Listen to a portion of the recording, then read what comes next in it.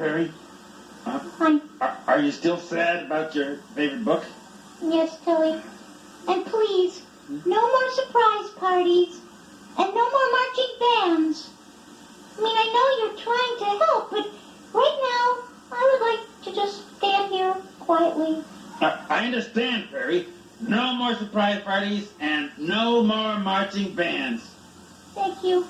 However, there is one more thing I'd like to try to cheer you up. Tilly? Well, don't worry. This is different. See, I don't have a favorite book. Yes. But I do have a favorite dolly.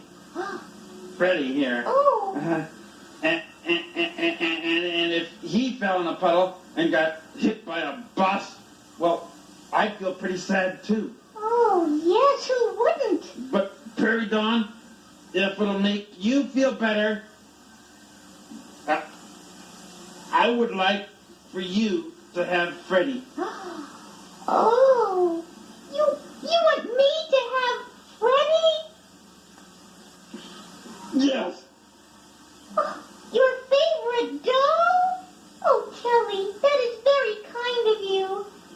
But I do not think that even Freddie will make me feel better about my book. He won't? Oh, but thank you. Gee, now I feel sad. Oh, you do? Yeah. I mean, I wanted to cheer you up. I tried a surprise party, a marching band, and even offered you my Freddie. But you still feel sad. I guess I'm just no good at cheering people up. Well, you know what, Kelly? I think you did cheer me up a little. Oh, you're just saying that. No, it's true.